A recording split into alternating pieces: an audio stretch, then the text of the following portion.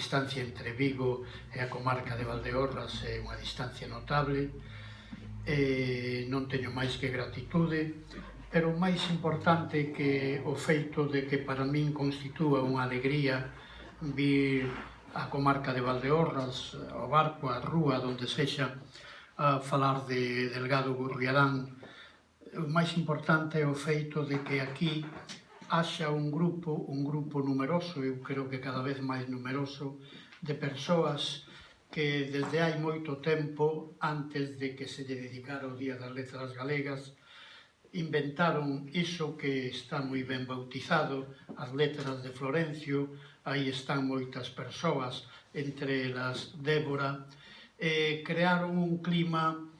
ao que era casi imposible sustraerse por parte da academia ou por parte de calquera institución que teña algunha sensibilidade para o feito literario galego.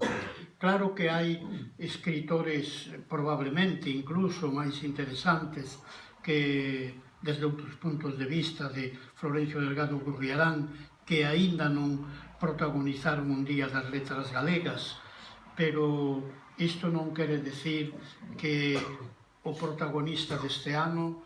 Florencio Delgado Gurriarán, non sexa un dos grandes protagonistas